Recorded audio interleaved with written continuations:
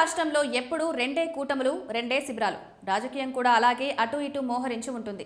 ప్రతి 5 ఏళ్లకు ఒక కూటమిని ప్రజలు ఎన్నుకుంటారు. అయితే 2016లో గెలిచిన లెఫ్ట్ కూటమి 2021లో మరోసారి గెలిచి వరుసగా రెండోసారి అధికారం సంపాదించింది. ఈసారి హ్యాట్రిక్ కొట్టాలని కూడా ఎల్డీఎఫ్ ఆరాడు పడుతోంది.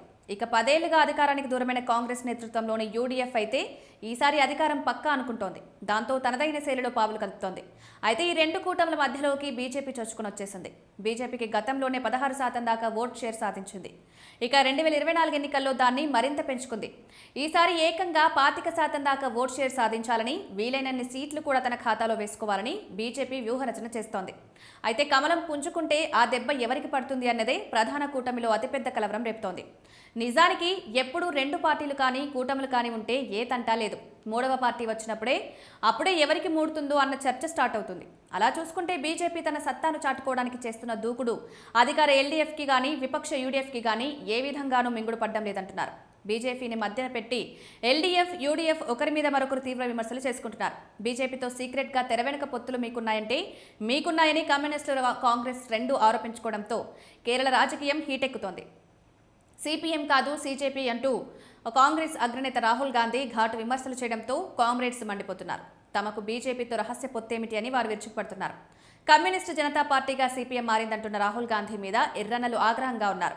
ఇక రాహుల్ అంతటితో ఊరుకోలేదు. కేరళ ముఖ్యమంత్రి పినరయ్ విజయ్ని కేంద్ర దర్యాప్తు సంస్థల నుంచి నేరుగా ప్రధాని మోదీ కాపాడుతున్నారని కూడా సంచలన ఆరోపణలు చేశారు.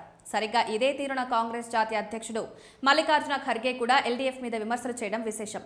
కాంగ్రెస్ కి బలమున్న నియోజకవర్గాల్లో ఎల్డీఎఫ్, బీజేపీ ఒక రహస్య అవగాహనకొచ్చి క్రాస్ ఓటింగ్ కి పాల్పడేందుకు చూస్తున్నారన్నది కాంగ్రెస్ అనుమానంగా ఉందంటున్నారు.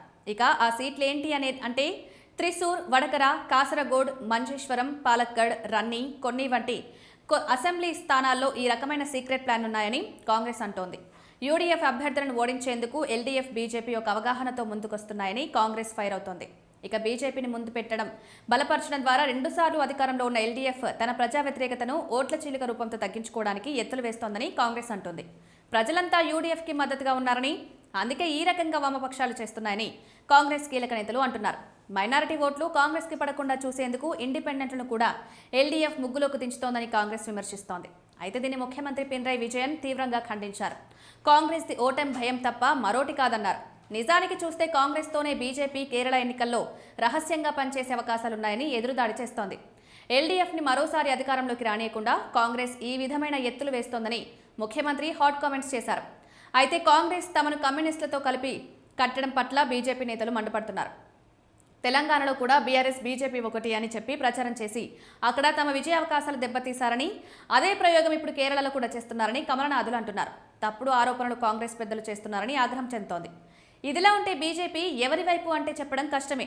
అయితే సిపిఎం మరోసారి అధికారంలోకి రావడానికి కమలం పార్టీ సహకరిస్తోందా అంటే క్షేత్రస్థాయిలో అయితే ఏమైనా ఉండొచ్చు కానీ పై స్థాయిలో కష్టం అంటున్నారు.